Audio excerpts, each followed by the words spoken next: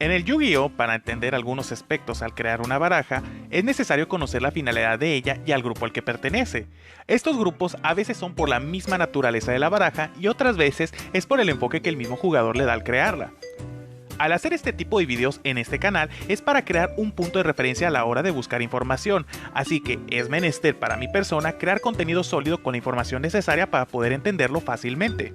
En el Yu-Gi-Oh actual, cada deck pertenece a un grupo específico y su categorización se basa en sus atributos. Usualmente en las barajas, sin importar el formato, se siguen unas reglas de popularidad y estas, a su vez, generan oportunidad a los decks menos populares de brillar. Esto pasa porque cada tipo de deck tiene matchup fuertes y débiles en contra de otros. En la siguiente lista explicaré cada uno de los diferentes tipos de decks y el cómo diferenciarlos. Decks de combo. Este tipo de decks son conocidos por utilizar múltiples cartas para convocar monstruos fuertes al campo. En el juego moderno, los decks de combo usualmente requieren un gran uso de su extra deck, debido a que usualmente los monstruos de su main deck son muy débiles, y también debido a esto, los monstruos que convocan de su extra deck son capaces de extender sus combos aún más, generando búsquedas, poder de robo o convocación, y en el caso de los monstruos Link, más materiales. Estos decks también suelen tener una increíble consistencia, debido a que sus mejores jugadas involucran combinaciones de 2 o a veces más cartas, y algunas de estas veces sus combos utilizan cartas muy específicas, por lo que la sinergia es su factor principal para lograrlo. Aparte de su sinergia, estos decks generan múltiples convocaciones especiales, y con esto como factor al contrario de otros decks, los decks de combo suelen ser muy susceptibles a cartas disruptivas que les interrumpan a mitad de un combo. Sus monstruos finales tienden a ser susceptibles por cartas del contrario que no requieren de mucha inversión.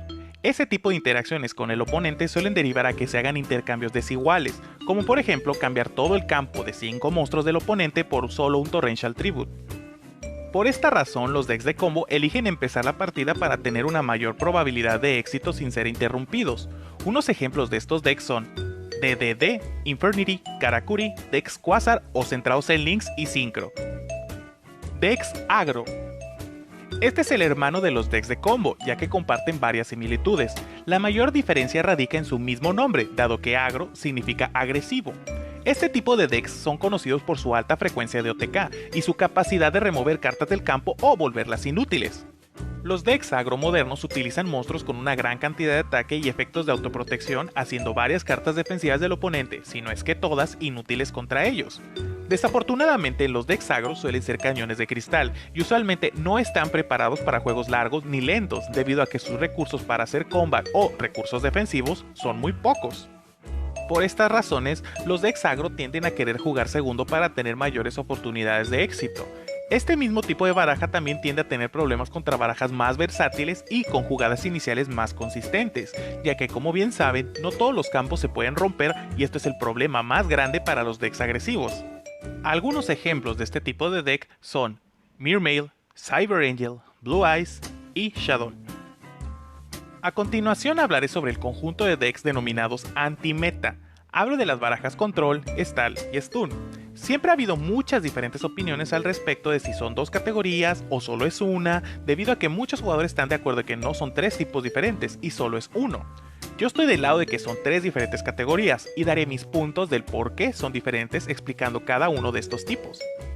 Decks de control. Este tipo de deck se maneja utilizando una gran cantidad de cartas disruptivas y generalmente emplean al menos 15 cartas para ello. Entre ellas puede ser simplemente trampas tradicionales, trampas de mano y trampas de cementerio. El objetivo principal de este tipo es llevar la dirección del juego a su ritmo y mantener la ventaja de cartas haciendo cambios con el oponente de manera desigual. Sus cartas disruptivas usualmente las utilizan cuando se sabe que el oponente ha gastado una cantidad considerable de recursos para poder establecer un monstruo. Como por ejemplo, utilizando Torrential Tribute contra 3 monstruos del oponente, intercambiando una carta por 3. Por eso mismo, sus oponentes no hacen jugadas que empleen muchos recursos. Eso, al final, favorece al deck de control, manteniendo el juego a su ritmo y utilizando monstruos de pocos recursos para ganar.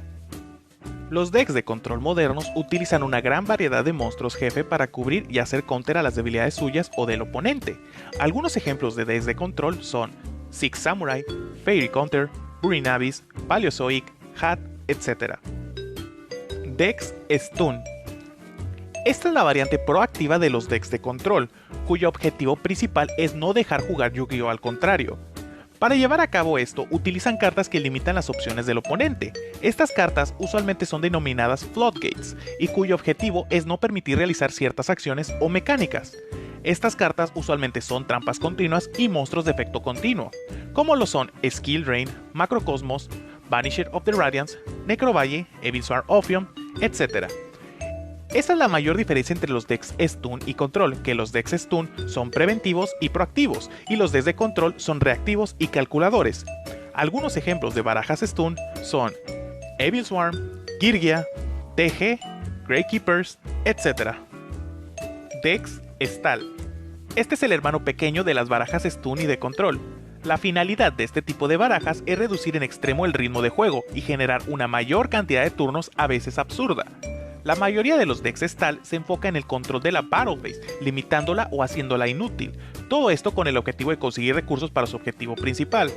Algunos ejemplos de barajas Stall son Ghost Trick, Final Countdown, Chainburn, etc. Para finalizar este grupo de las barajas anti-meta, solo quería demostrar la diferencia entre cartas parecidas pero no iguales que usualmente se prefieren en estas barajas. Breakthrough Skill es una carta de control, mientras que Skill Drain a su vez es una carta stun. Una es usada reactivamente y la otra es preventiva. Y de parte de las cartas Stall tendríamos a Waboku, que su uso más general es en las barajas Stall. Resumiendo todo esto con las barajas de control, tú puedes hacer una jugada pero puedes tener consecuencias. Las barajas Stun no puedes hacerla, y a las barajas Stall simplemente no les importa. Decks exponenciales. Su objetivo es generar un efecto bola de nieve acumulando recursos turno con turno, para tener un poderoso juego medio a final. Por su misma naturaleza, este tipo de decks suelen ser muy vulnerables al principio del juego, pero eso compensa volviéndose imparables después.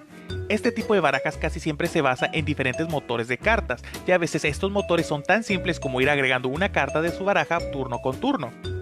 En otros casos, el motor que utilizan les permite convocar monstruos del extra deck, del cementerio o de la baraja cada turno. Todo esto lo acompañan con cartas de efectos continuos o rápidos que potencian estos motores. Estas cartas pueden estar en cualquier parte como en la mano, cementerio o el campo, y también proveen de ventaja de carta si no son interrumpidos de manera continua. Los decks exponenciales de manera general requieren de un tiempo de setup de al menos un turno. En el turno siguiente el jugador es increíblemente vulnerable a la disrupción y el OTK. Aún así, este tipo de baraja va en aumento de manera gradual hasta volverse una fuerza casi imparable alrededor del medio juego o juego tardío, dependiendo de cuánto tardaron en lograr su setup. En ese momento es cuando los oponentes deben lograr eliminar sus motores, o si no, ya no podrán. También en el primer turno de setup de los oponentes suelen intentar infligir la mayor cantidad de daño posible y así debilitarlos. Otra de las mayores debilidades de la mayoría de los decks exponenciales es que al usar diferentes tipos de motores, estos normalmente ocupan bastante espacio para poder funcionar, por lo que deja a estas barajas con una línea defensiva muy pequeña. Algunos ejemplos de este tipo de deck son Fire Fist, Lightsworn, Tellar Knight, Infernoid, etc. Decks de medio juego. Los decks de medio juego utilizan una cantidad grande de cartas ofensivas y defensivas de manera igualitaria. Además, estos decks son increíblemente versátiles debido a que su main deck y extra deck contiene cartas capaces de manejar una variedad de situaciones.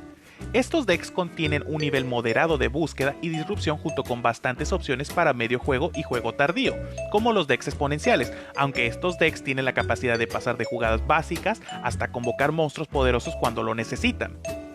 Debido a estos factores, los decks de medio juego son usualmente los decks más comunes y a su vez más difíciles de jugar en contra, sin importar el formato. Sus mayores vulnerabilidades son debido a su toolbox tan extendida, ya que a pesar de ser capaces de manejar cualquier situación, no suelen estar especificados en alguna, y esto se ejemplifica en que sus boss monsters raramente exceden los 3000 puntos de ataque, y generalmente requieren de muchos recursos para convocarlos, aparte de que sus capacidades ofensivas y defensivas dependen bastante de su mano inicial. Estos decks también utilizan en sus cartas de side algunas cartas que les afectan sus mecánicas, pero eso no importa, tanto debido a su nivel de versatilidad afectando más al oponente que a ellos mismos. Por eso mismo, estos decks suelen arrasar a los oponentes que no saben o no pueden explotar las debilidades de ese deck con consistencia. Algunos decks de medio juego serían ABC, Machina, Batting Boxer, etc. Y por último tenemos a los decks híbridos. Las barajas híbridas intentan combinar los aspectos más fuertes de uno o varios tipos de mazos. Algunos arquetipos pertenecen inherentemente a este grupo. Es posible que algunos arquetipos híbridos existan únicamente para combatir las barajas más populares en el meta actual.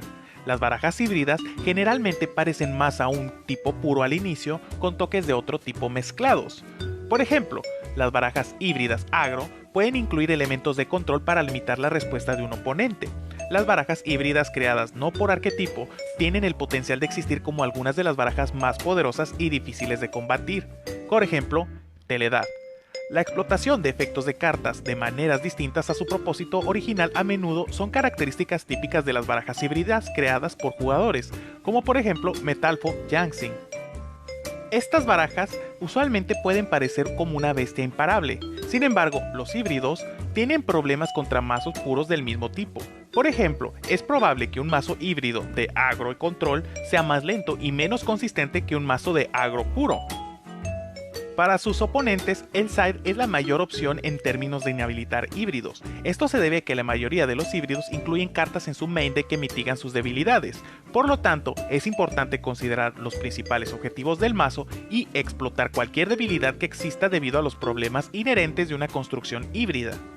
Algunos ejemplos de barajas híbridas son True Draco, agro control; Tellar Knight, control exponencial; Pendulum Magician, agro exponencial; Cosmo, agro control.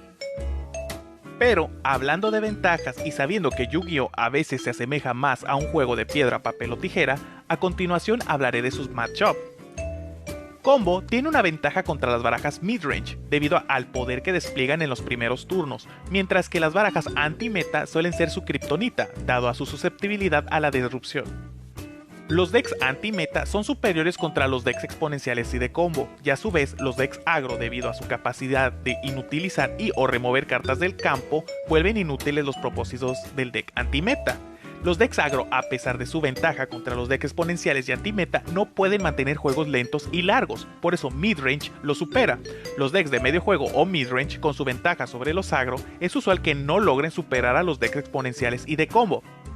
Y por último, los decks exponenciales, por su aumento de recursos turno con turno, tienen un mejor juego que los decks de medio juego y peor aún, también tienen un mejor endgame. Por eso lo superan, pero debido a su naturaleza de necesitar de un setup, los decks agro no son conocidos por permitírselos.